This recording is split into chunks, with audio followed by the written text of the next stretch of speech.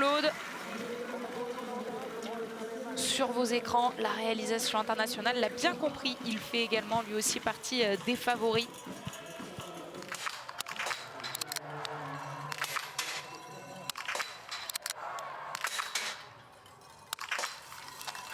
La dernière balle échappe à Antonin Guigona. Allez, c'est pas rédhibitoire. Il va pouvoir s'appuyer sur une bonne vitesse à ski dans ce début de course et sur ces 4 premières balles qui ont touché la cible. Allez, sur les intermédiaires de début de tour, ça passe bien pour Fabien qui est dans le coup avec justement un temps qui est à peu près l'équivalent de celui de Christiansen. Et le message envoyé d'entrée par Vetle Christiansen, les 5 premières balles ont touché les 5 cibles. Peut-être eu un petit cordon sur la dernière, il a attendu un peu plus, il a été bien vigilant, on a entendu un bruit légèrement différent, mais oui, ça repart sans faute en tête. Donc désormais Christiansen. Sous les yeux de Patrick Favre, l'entraîneur italien de tir pour l'équipe de France, alors que du côté de la Norvège, c'est l'entraîneur de l'IBU Cup qui règle les Norvégiens et non pas Siegfried Mazet qui se retrouve aujourd'hui sur la piste. Information qui nous vient du terrain de Tanguy Kerouas et de Pierre Esquer parce qu'il y a beaucoup de biathlètes issus de l'IBU Cup pour la Norvège aujourd'hui.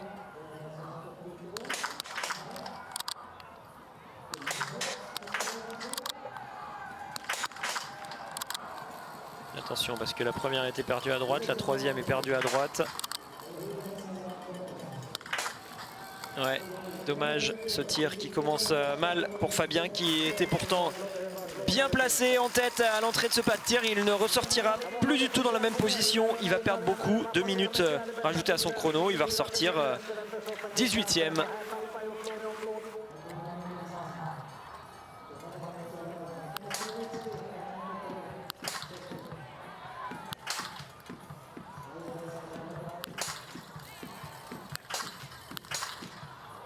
Une nouvelle erreur pour Antonin Guigona qui ne pourra pas viser mieux que le 18 sur 20 sur les 2 prochains tirs à venir. Sébastien Stalder est un très bon tireur. Il fait partie des meilleurs tireurs du circuit, mais malheureusement, lui aussi, il en laisse échapper une. Bon, bah, peut-être que ça va pas se jouer à 20, même si Vetle Christiansen a fait le sans faute. Ouais, on va pas se le cacher, ça risque quand même malgré tout de se jouer à 20. J'ai essayé de trouver et on va pas se le cacher non plus, c'est quand même mal parti pour Fabien et Anto, qu'on attendait clairement pour peut-être espérer jouer la victoire sur cette course. Mais là, avec déjà tous les deux une situation où ils ne pourront plus jouer mieux qu'un 18 sur 20, ça risque d'être un peu juste. Il y en aura bien un devant qui va aller nous chercher un 19 ou un 20, à voir lequel. Sreteki en tout cas, lui, passe complètement à côté de ce tir. Bon, je m'avance peut-être et j'espère complètement me tromper. J'adorerais que Anto et Fab dans le dernier tour jouent quelque chose avec un 18.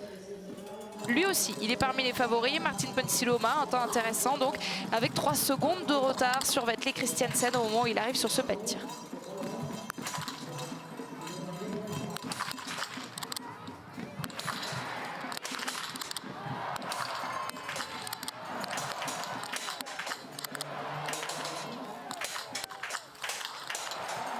Là aussi, on a eu l'impression qu'elle s'est blanchie au ralenti, cette dernière balle pour Martin Ponsiluoma, mais il n'ajoutera donc qu'une seule minute de pénalité à son chrono. Il va redonner clairement l'avantage à Christiansen, donc pour ce petit globe.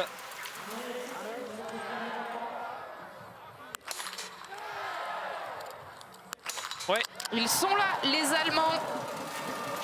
Ils sont 6 au départ et pour l'instant, il y en a donc 2 qui brillent. 2 Allemands aux 2 premières places avec Benedikt Doll qui va ressortir devant Roman Ries, mais il y en a un qui s'est inséré entre les deux. C'est Andrei Rastorgouyev, le laiton. Ouais, 12e, donc 12 secondes pardon, entre Rastorgouyev et Roman Ries et 14 secondes entre Benedikt Doll et Rastorgouyev. Pour l'instant, c'est les Allemands qui font la belle course, mais les Norvégiens ne sont pas encore passés. On attend assez vite Johannes Dahle et Christiansen de retour.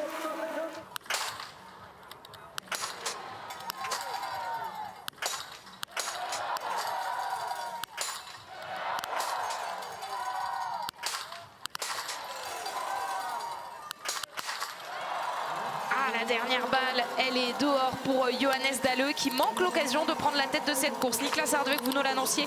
Alexis, le voici, lui aussi a réussi à monter sur le podium d'un individuel et donc il peut se mêler à la lutte pour le petit globe, mais il laisse traîner cette dernière balle. Oscar Lombardo, 4e et dernier français, prend le départ. Deuxième tir, tir debout.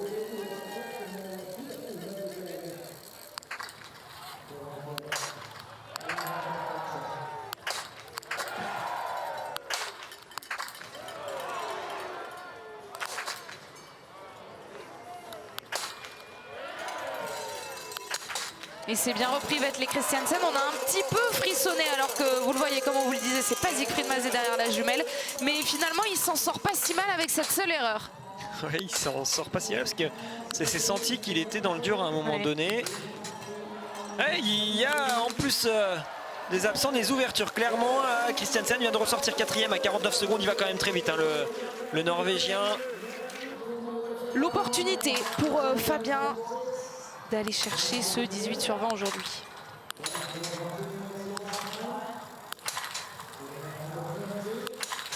Mais une nouvelle balle lui échappe. Cette fois, c'était la toute première. Ouais, là, on descend à 17, ça commence à être beaucoup trop, même si on s'était un peu redonné d'espoir. Là, en voyant les adversaires rater aussi, on s'est dit qu'aller avec un Fabien à 18 à la fin, ça pouvait peut-être nous laisser espérer de belles choses. Mais là, malheureusement, en reprenant encore une, ça va commencer à faire beaucoup. 2,56 de retard donc sur Bénédicte Doll qui lui est en tête avec un 10 sur 10. Ouais, les Johannes, faut toujours s'en méfier en ski de fond. Ça marche pour Johannes Daly, ça marche pour Johannes Beu, et là aujourd'hui ça marche pour Johannes Kuhn. Ah, encore une fois la dernière là pour Antonin, c'est dommage, c'est frustrant et ça va commencer comme pour Fabien à faire beaucoup. 3 erreurs déjà depuis le début de la course pour Anto.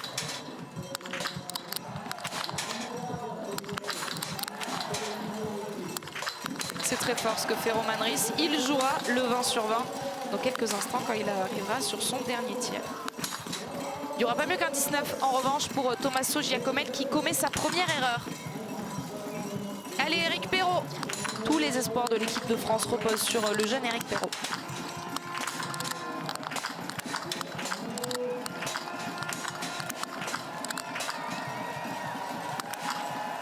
Ah, dommage cette dernière balle décidément pour Antonin, c'est la même chose à chaque fois. Pourtant le tir était propre, hein, posé là pour Éric, il y avait du bon rythme, un excellent tempo, pas de geste particulier, mais peut-être pas assez serré la vis malheureusement sur cette toute dernière balle. Ça commence donc avec une erreur d'entrée.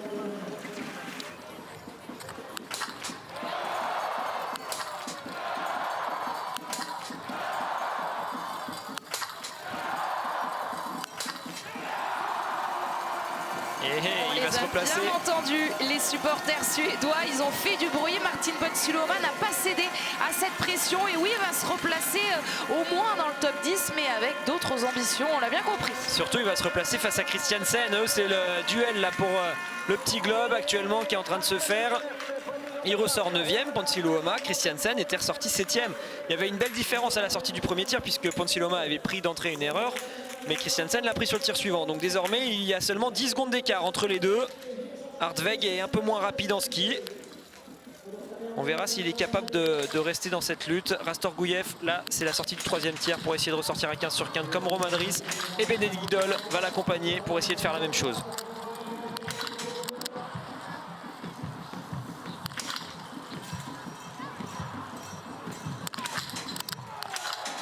Premier éliminé dans ce groupe pour le 20 sur 20. Il n'y aura pas de 15 sur 15 pour André Rastorgouyev.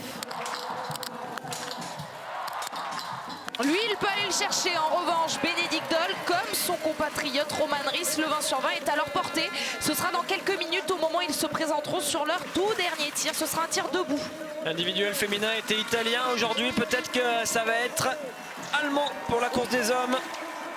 Ils ressortent donc aux deux premières positions. 40 secondes d'écart hein, quand même entre Roman Ries et Bénédicte Doll. Bénédicte Doll va beaucoup plus vite. Il aura peut-être une marge d'erreur face à Ries. S'il continue à skier aussi vite, Rastorgouyev lui se retrouve désormais à 1,25. Ça veut dire qu'il y a de la place pour se replacer sur le podium. Pourquoi pas voir un Johannes Daly qui vient d'arriver sur le pas de tir pour son 3e tir.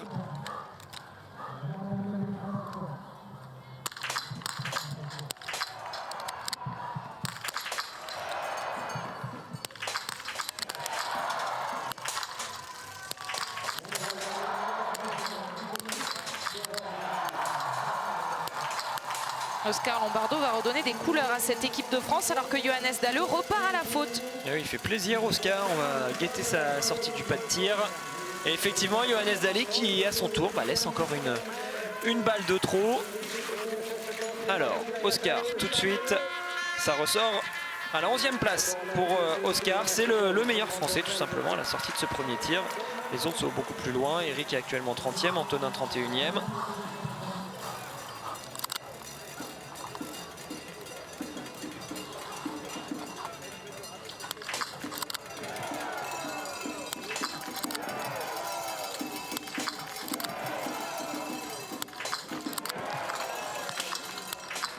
Le maître du suspense, tout est encore possible pour Vetle Christiansen. Tout va se décider donc sur le dernier tir. Ah, il peut faire coup double encore, ça peut jouer la victoire, même si c'est pas lui qui a complètement toutes les cartes entre les mains. Ça va dépendre bien sûr des résultats des deux Allemands sur le tout dernier tir. Mais il se redonne de l'air, de la marge pour le petit globe. Par contre, il met la pression à Ponsi Luoma qui ne devra pas se rater sur le tir suivant.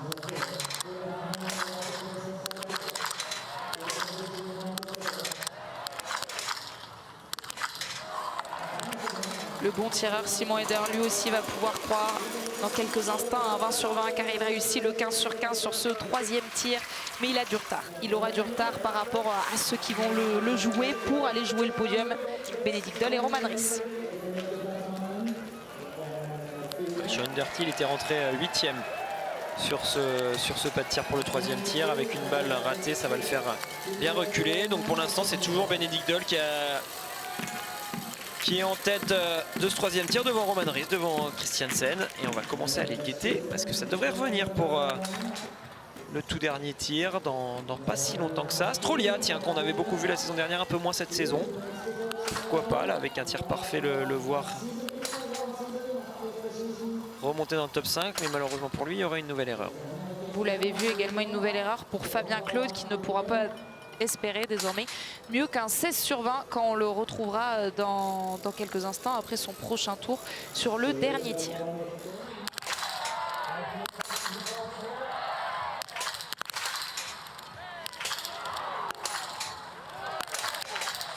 Méfiance autour de Giacomel. Roman Ries tire une balle dans le pied avec cette erreur, mais quand même on soulignera le très beau 19 sur 20 pour l'Allemand qui rivalise Roman Ries depuis le début de cette saison sur l'individuel. Eric Perrault, impeccable, qui va se relancer. Ouais, c'est bien ce qu'a fait Eric. Allez, ça va lui permettre de se replacer à la sortie du deuxième tir. On va faire les calculs, le point sur tout ce qui vient de se passer. Donc Roman Ries est quand même passé avec un 19 sur 20 au total, largement en tête. Devant Sreteki qui lui était à 17. 2 minutes 47 d'avance sur Antonin qui lui était à 16. Donc là, clairement, ça s'est joué sur le pas de tir entre les deux. Ça va un peu moins vite pour Roman Ries. Mais maintenant, on va attendre le passage de Bénédicte Doll. Martin Ponsi Luoma. Là aussi, pour essayer de se replacer. Pour l'instant, il joue encore le 19. On est dans un match face à Christiansen. Christiansen a réussi le sans faute sur son troisième tir. L'objectif pour lui, c'est de rester au contact sur celui-ci. Donc, pas le droit à l'erreur pour le Suédois. Et il y a du monde dans les tribunes dès ce jeudi à Östersund. On va en profiter tout à l'heure. Ça a crié sur chaque balle de Martin Ponsi Luoma.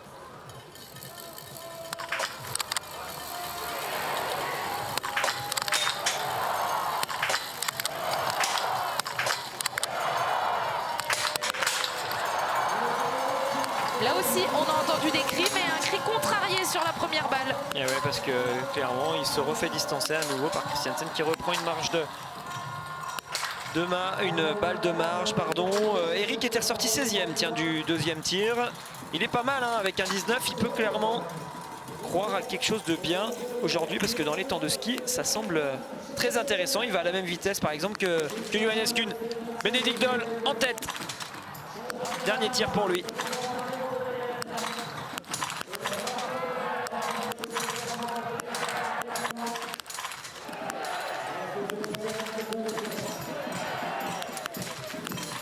Oh, ça sent bon la victoire pour Bénédicte Doll, le 20 sur 20. Et en plus, attention, il fait tomber un bâton de ses adversaires. Bénédicte Doll impeccable avec un tir majuscule. Et pour l'instant, il est le seul à y parvenir. On disait tout à l'heure que ça se gagnerait sûrement à 20. Eh ben oui, cette course, elle va se gagner à 20 apparemment. Sauf s'il y en a un qui nous sort une course d'anthologie en ski. Mais pour l'instant, Benedict Doll qui est rapide et également précis. 20 sur 20, 1,57 d'avance sur Roman Ries. Ah là, il a mis une belle option sur le podium, ça c'est sûr. Oscar, deuxième tir. Oscar qui pour l'instant n'a pas commis d'erreur. Johannes Dalle, lui, en a déjà commis 2.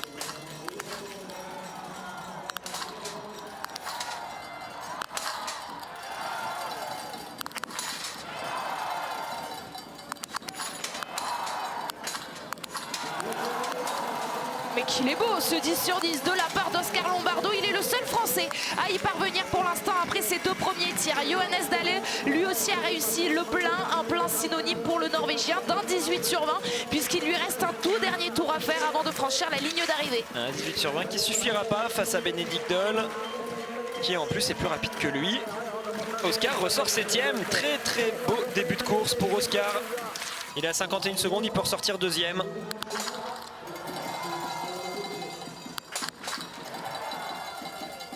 Allez, s'il la met cette dernière, normalement le petit globe, il est très certainement pour lui.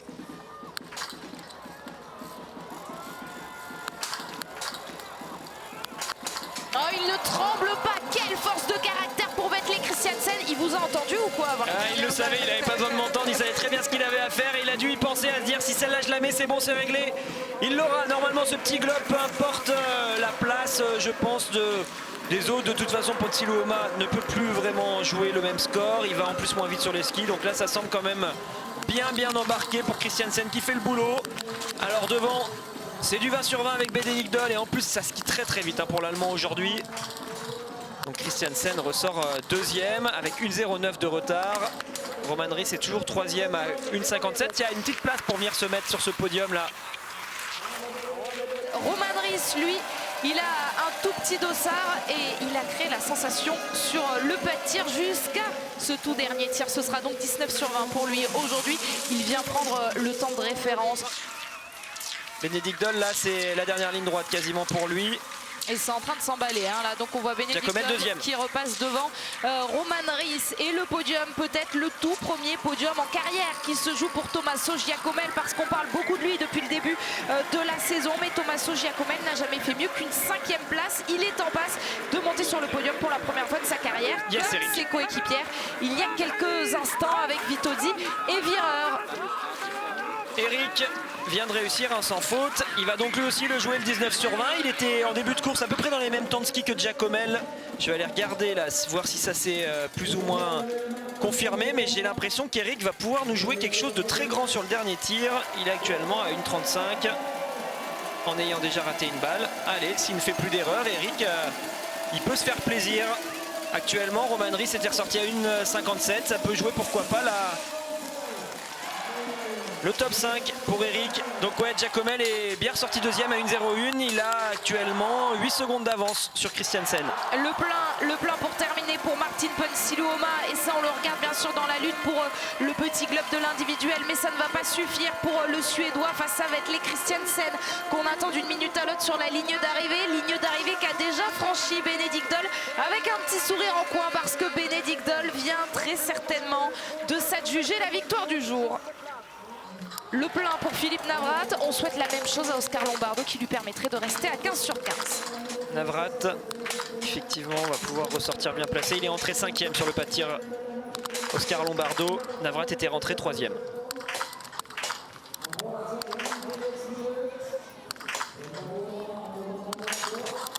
Ah, c'est dommage. Ah non, là c'est vraiment dommage pour Oscar de faire 2 erreurs sur un tir couché. On aurait aimé le voir à la bagarre pour jouer le 20 sur 20 sur le tout dernier tir.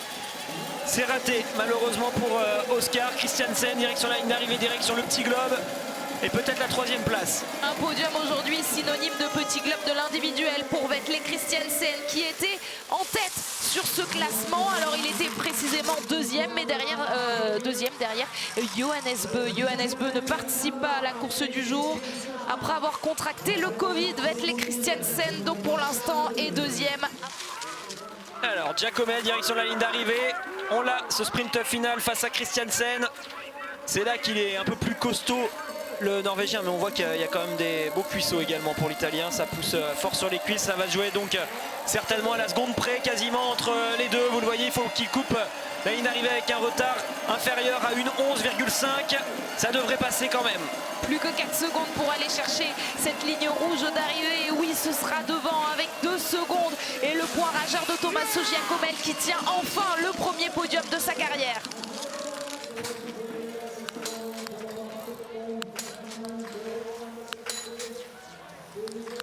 Yes, yes, yes.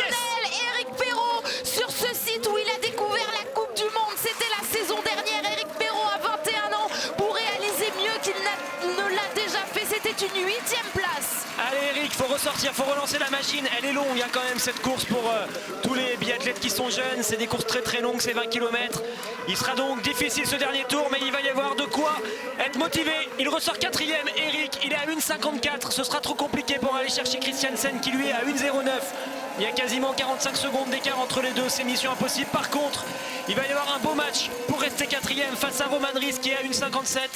3-4 secondes seulement d'avance pour Eric sur l'Allemand. Un peu plus sur Stadler, mais voilà, ça pourrait faire une belle cérémonie des fleurs pour Eric sur cette course.